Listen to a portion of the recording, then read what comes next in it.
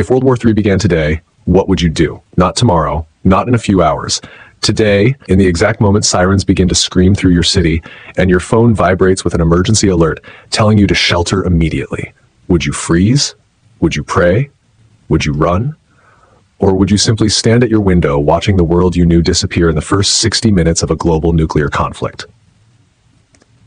The question matters more than most people want to admit, because experts agree that if a global conflict breaks out between the world's major superpowers, America, Russia, China, North Korea, and their allies, the first hour decides the fate of the planet.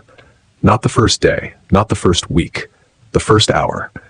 That first hour determines who lives, who dies, which nations collapse, which cities burn, which governments fall, and which citizens find themselves trapped in the chaos of nuclear fallout, electromagnetic pulses, cyber warfare, long-range missile strikes, air raid bombardments, and the total breakdown of global communication. It is the moment the world's most advanced military technology moves from silent readiness into deadly motion. And in that hour, the world will witness the fastest destruction in human history. But before you can understand what will happen in that hour, you must first imagine where you would be when the alarms go off. Because no matter what country you are watching from, America, China, Russia, Germany, France, Japan, Korea, India, the United Kingdom, your life will change instantly. And while this video explores the unfolding of that first hour minute by minute, it also shows you what your survival chances look like and what people living in major cities might need to do to stay alive. So before we continue, let me know in the comments, what country are you watching from? Because your experience of World War III will depend heavily on where you live. The clock begins at 12 Serpelshond, a moment that on the surface, people commuting, kids in school, offices buzzing, markets opening, news channels reporting the day's events. But behind the scenes, all nuclear powers have been on high alert for days. Military satellites track unusual troop movements, intelligence agencies exchange urgent coded messages, naval fleets reposition in contested waters, and hackers, unseen and untraceable, create silent holes in global communication networks, waiting for the order to strike. And then, without warning, the message that no world leader wants to receive flashes across multiple encrypted devices simultaneously. Hostilities initiated. A strike has been detected, and no one knows yet who launched first, but retaliation protocols activate instantly. In the United States, the Pentagon goes into immediate response condition. The skies above Washington, D.C., New York, Los Angeles, and dozens of other strategic sites fill with rapid deployment aircraft. Nuclear submarines hidden beneath the Pacific and Atlantic come online. The National Command Authority scrambles. Red lights begin flashing in underground bunkers as the U.S. Strategic Command prepares for the possibility of nuclear retaliation. In Russia, alarms thunder through military bases stretching from Kaliningrad to Vladivostok. The Kremlin orders full readiness. Intercontinental ballistic missiles are placed in launch sequence. Strategic bombers taxi across icy runways near the Arctic Circle. Russian satellite systems track every American move, expecting a counterstrike. In China, the Central Military Commission activates its massive anti-access missile systems. Thousands of long-range weapons are pointed at U.S. bases in the Pacific. Military drones rise like a swarm of metallic insects. Chinese cyber units initiate coordinated offensives targeting American communications, banking systems, and critical infrastructure. In North Korea, missile launchers roll onto coastal cliffs. Troops rush to hardened shelters. Artillery units along the DMZ tighten their formation. In Europe, NATO intelligence officers race through corridors in Brussels, shouting orders as encrypted communications link Germany, France, the UK, Poland, Italy, and other member nations into one unified military network. Air Force jets roar off runways in Germany and France, scrambling toward the Baltic and Eastern European skies. Japan activates its ballistic missile defense system. Sirens scream across Tokyo and Osaka, urging civilians to take cover. South Korea triggers its national alert, preparing for potential bombardment from the north. Within the first 10 seconds of the war, the world has already changed. And you? You would probably still be confused, looking at your phone, trying to understand whether the alert is real or a mistake. In modern warfare, confusion is deadly, and in nuclear warfare, confusion is guaranteed. The first minute begins not with explosions, but with silence. The silence of global signal disruption. An electromagnetic pulse, likely triggered by a high-altitude detonation, takes down parts of the electrical grid in multiple regions. Phones die, cars stall, lights flicker. Internet access collapses in several major cities. That is the first strategic move of any nuclear-ready nation. Blind the enemy. and suddenly, millions of people around the world are thrown into darkness. By minute 5, the skies over several military bases turn black with the smoke of missile trails. Hypersonic weapons, traveling faster than Mach 5, streak across the atmosphere, targeting enemy radar and early warning systems. These weapons move so fast that even state-of-the-art defense networks struggle to intercept them. In the United States, missile defense crews watch glowing dots streak across their screens. They have seconds to decide whether they are witnessing a false alarm, an intentional provocation, or the beginning of the end. And those seconds matter, because the moment they confirm the threat, retaliation becomes almost unavoidable. In Europe, the fear spreads like lightning. Germany activates its air raid sirens for the first time since the Cold War. France places its nuclear forces on full alert. Poland braces for an incoming wave of Russian aggression. Civilians begin running toward underground train stations for shelter. News channels broadcast live footage of jets filling the skies. Meanwhile, Russian submarines quietly adjust their coordinates in the Arctic and North Atlantic, preparing for a devastating second strike capability. Their goal, remain invisible long enough to unleash nuclear retaliation if Russia is hit first. In China, air defense systems detect unusual American movements in the Pacific. Tension rises. A single misinterpretation could lead to a global nuclear exchange. At minute 15, the first explosion occurs, but not a nuclear one. A conventional missile slams into a military base near a disputed border, taking out radar towers and communication lines. Satellite images show smoke rising into the sky. The world's social media erupts. Hashtags explode. Panic rises. Every citizen in every country tries to understand what is happening. By minute 20, the first major cyber attack hits the global banking network. ATMs stop working in several countries. Digital payments fail. Stock markets freeze. Panic spreads as people realize that financial systems can collapse even without a single nuclear detonation. Minute 25. U.S. fighter jets fly dangerously close to Russian airspace. Russian jets respond. A dogfight nearly begins as one pilot locks onto another. A single missile could trigger full nuclear retaliation. Minute 30. China launches a barrage of long-range ballistic missiles into the South China Sea to warn U.S. aircraft carriers. North Korea fires short-range missiles toward the ocean to signal its involvement. Japan's missile defense systems intercept several incoming threats. Minute 35. People around the world begin flooding supermarkets. Shelves empty within minutes. Bottled water vanishes first, then canned food, generators, and batteries. Traffic jams shut down highways as millions attempt to flee major cities. Minute 40. The first nuclear-capable missiles are armed. Not launched. Armed. They glow red on satellite tracking systems. The world watches in horror. Minute 45. Global leaders try to negotiate through emergency channels, but communication networks are failing.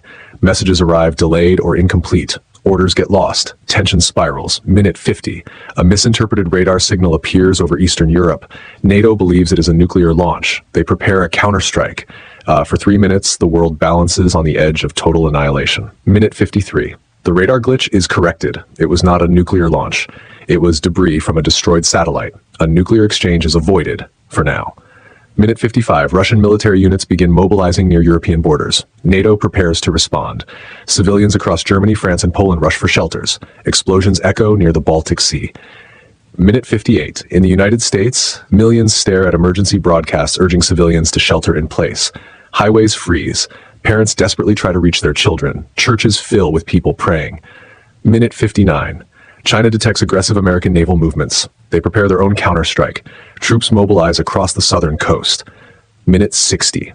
1 full hour has passed. 1 hour of confusion, chaos, cyber warfare, missile strikes, false alarms, and nuclear threats.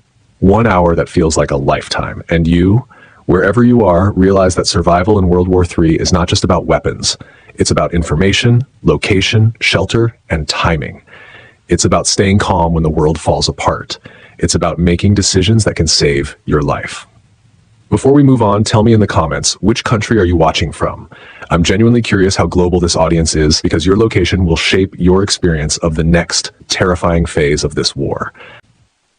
The second hour of World War III begins not with explosions, but with an eerie, suffocating quiet. A quiet so unnerving that millions mistake it for safety. But in reality, it is the silence of militaries recalibrating, repositioning, and preparing for the unthinkable. A full-scale escalation that could involve nuclear warheads, electromagnetic pulses, long-range ballistic missiles, stealth bombers, underwater drones, and space-based weaponry. The world enters a phase that military strategists call the dead zone, a short moment between initial engagement and global retaliation, a moment where the outcome could still be reversed or sealed forever.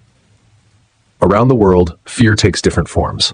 In America, millions huddle around radios, emergency broadcasts, or battery-powered televisions as news anchors tremble through updates.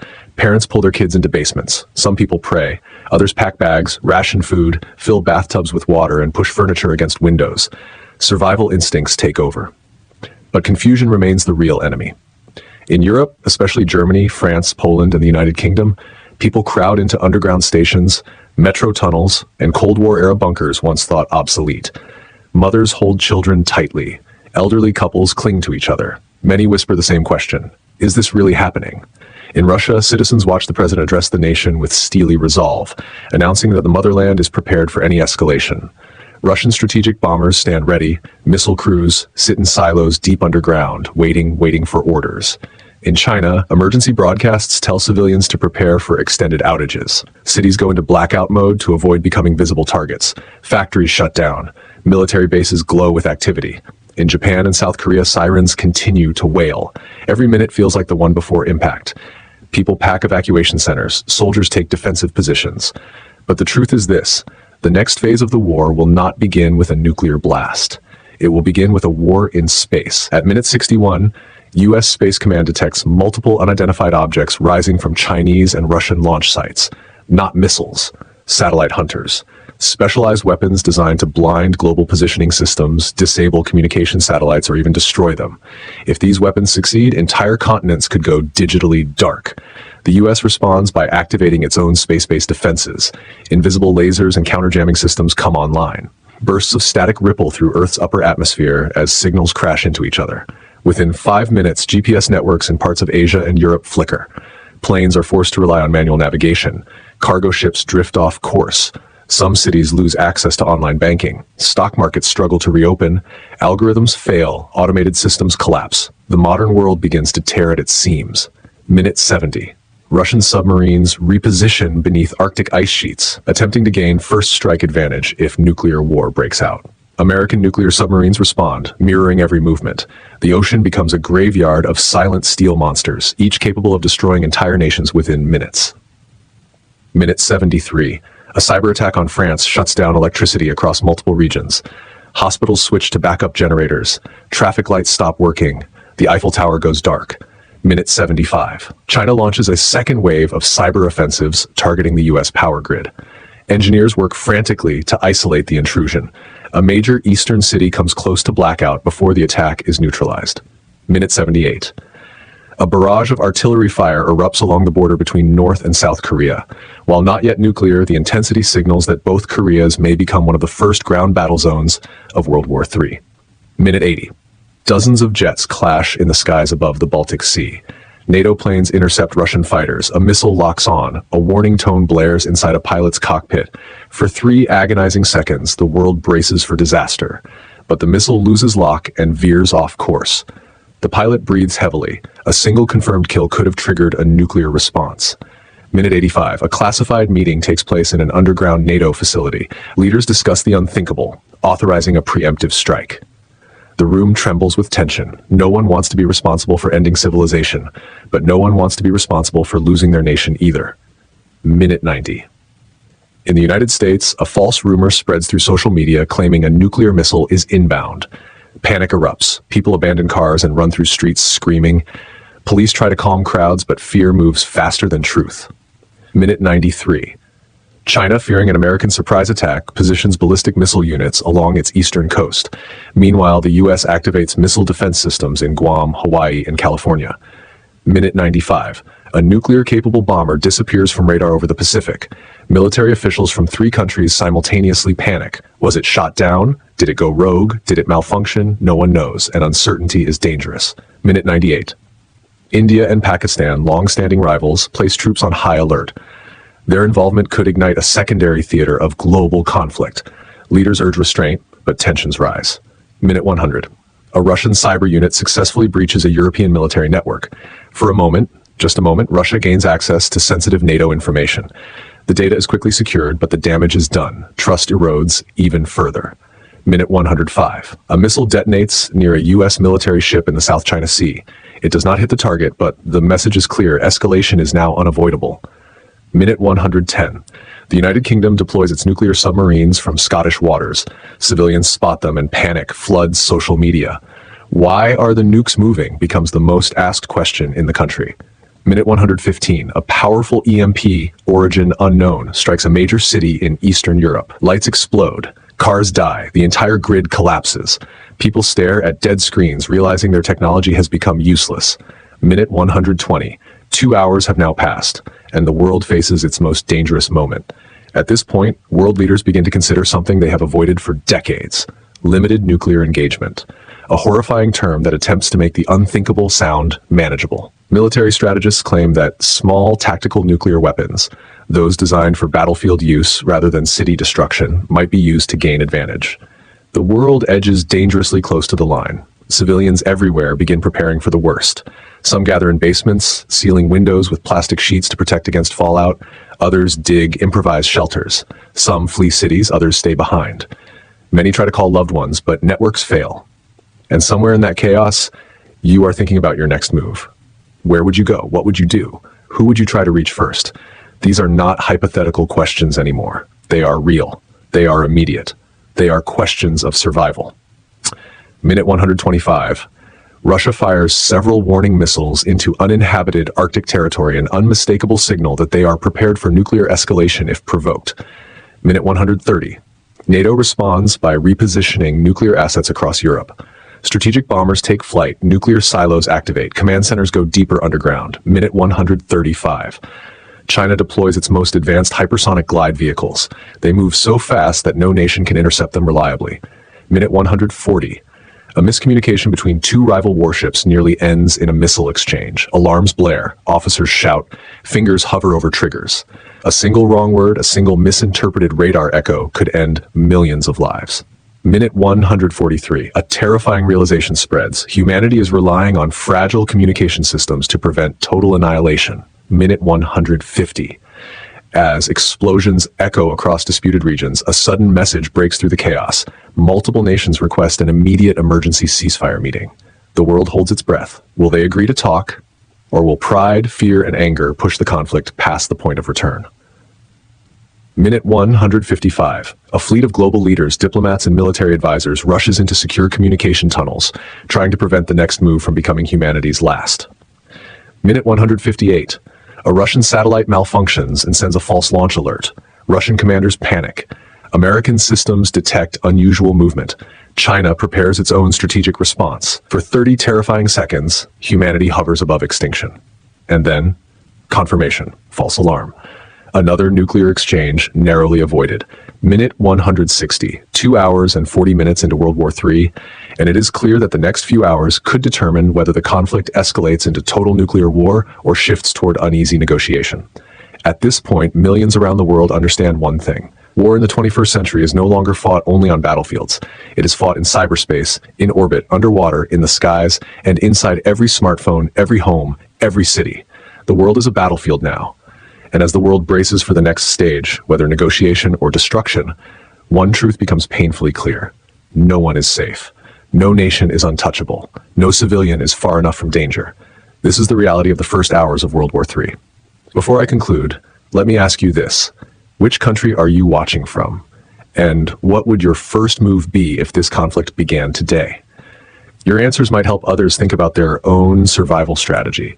And if you found this eye-opening, terrifying, or educational in any way, make sure to like the video, subscribe, and share your thoughts in the comments. Your engagement tells the algorithm that this is content worth spreading. And trust me, more people need to understand how quickly our modern world can fall apart. Stay alert, stay prepared, and stay aware. Because in a world on the brink, information is survival.